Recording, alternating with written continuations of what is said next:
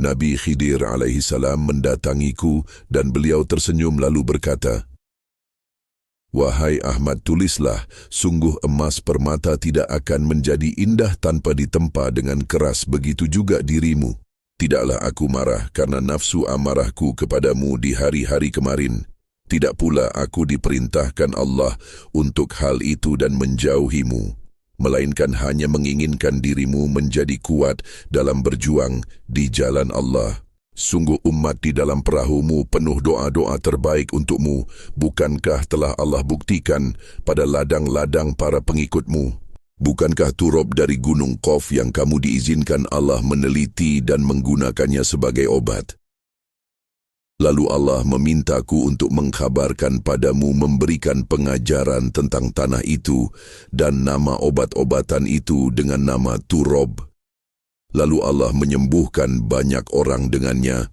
Hendaklah dirimu mensyukuri dan menjaga hati dari buruk sangka dan ragu. Wahai Abu Turab," panggilan untuk Ahmad, "hendaklah kamu bersegera menjalankan apa yang tertunda. Sungguh dari beberapa pengikutmu merasa bingung tentang apa yang kamu sampaikan. Tidaklah umat Rasulullah tidak dibenarkan menyebut nama istri-istri kakekmu yang mulia kecuali dengan kemuliaan. Dan di antara istri-istri Rasulullah adalah budak seorang raja yang tidaklah sama derajatnya dengan budak biasa di zaman dahulu.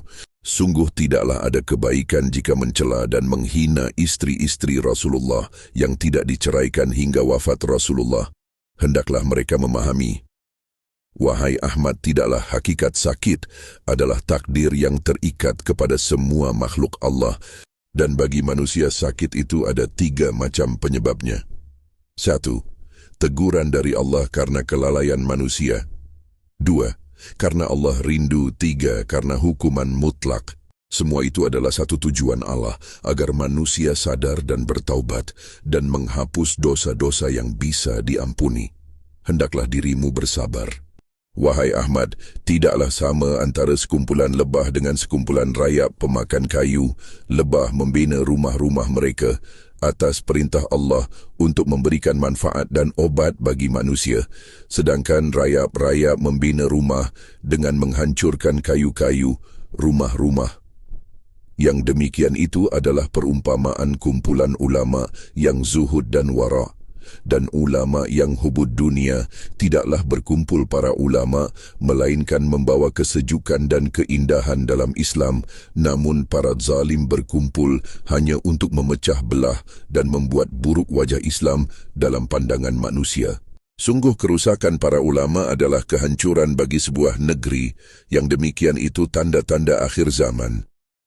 Hendaklah dirimu menjaga perahumu dengan akhlakul karimah dan menjadi perahu yang membawa manfaat kepada para penumpangnya. Wahai Abu Turab, bukankah telah Allah berikan petunjuk yang nyata atas rokok dan obat-obatan serta penyubur tanaman yang aman bagi makhluk? Hingga racun hama yang dirimu buat tidaklah membunuh hewan melainkan hanya menjauhkan mereka dari tanaman di ladang-ladang sahabatmu. Sungguh tidaklah menjadi pintar jika masih menggunakan yang makruh dan yang merugikan tanah-tanah dan membunuh dengan keji hewan-hewan, kecuali yang telah Allah halalkan untuk dibunuh dengan cara-cara yang disukai Allah. Hendaklah mereka berfikir, jika Allah telah tetapkan yang halal lagi bermanfaat, kenapa mencari yang makruh? Tidaklah akan berjaya satu kaum jika tercerai berai dan saling merendahkan. Wahai Ahmad, hendaklah dirimu mencari tabib yang masyhur. Tidaklah Allah menilai hamba-Nya termasuk orang yang ikhlas dan sabar dalam menghadapi penyakit jika ia hanya diam dan pasrah tanpa berusaha dan berjuang untuk kesembuhan. Hendaklah dirimu tidak meremehkan penyakit akibat terjatuh di tanah muqaddasah. Hendaklah dirimu berfikir, bukankah tidak lama lagi dirimu kembali berjuang bersama mereka? Lalu Allah timpakan bencana atas tanah penghina Aqsha, hingga mereka memohon kepada Tuhan selain Allah. Lalu sebagian dari mereka meninggalkan negeri-negeri mereka. Sungguh mudah bagi Allah untuk menghancurkan negeri-negeri yang sombong jika tidak adanya hamba-hamba Allah yang beriman kepada Allah dan Rasulullah secara sembunyi di negeri-negeri itu. Wahai Ahmad, tidaklah yang meminta maaf dan pemberi maaf lebih tinggi derajatnya melainkan pemberi maaf kepada yang bersalah, hingga Allah menjaminnya dengan syurga dan syafaat, kecuali kepada mereka yang berpenyakit hasad dan dikhawatirkan dirimu tidak selamat dari lidahnya. Hendaklah dirimu memahaminya, tidaklah dianggap Allah. Seseorang itu memutuskan tali silaturahmi kepada kaum yang hasad. Sungguh tidaklah ada dosa bagimu menjauhi seseorang yang memfitnahmu dengan keji, walaupun ia sangat dekat denganmu, bahkan jika ia termasuk saudara satu nasab denganmu. Hendaklah dirimu tetap menebarkan senyum kepada mereka dalam tegur sapa, namun tidak menjadikan mereka orang-orang yang mendapatkan kepercayaan dan pemimpin. Wahai Ahmad, hendaklah dirimu bertegas hati dalam mendidik beberapa petinggi dalam perahumu tentang perjanjian perniagaan hingga jelas tegas perjanjian itu dan tidak saling merugikan. Tidaklah ada kesalahan isteri pertamamu dalam meminta haknya. Hendaklah mereka saling menyadari kekhilafan.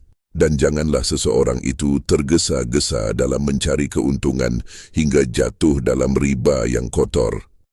Dan jangan pula tergesa-gesa dalam menjalankan perniagaan dan kerjasama perniagaan. Hendaklah mereka saling mengikat diri dengan perjanjian yang kuat, lalu bermusyawarah dengan kejujuran dan keikhlasan. Hendaklah dirimu mengajarkan mereka, wahai Ahmad, perbaikilah hati isteri-isterimu, tinggalkanlah mereka selama 12 hari, atau sampai 3 sahabatmu datang ke negerimu. Lalu berdiamlah dan aturlah perniagaanmu dari tempat yang aku tetapkan. Dan selama itu janganlah dirimu banyak bertanya, dan jangan pula dirimu lemah. Sungguh itu menjadi yang utama demi kejayaan di tahun hadapan. Sungguh dalam bilangan 12 hari itu, ada masanya dirimu di tanah muqaddasah. Tidaklah ada keindahan dalam pandangan hamba Allah, melainkan memandang pintu syurga ketika ia syahid.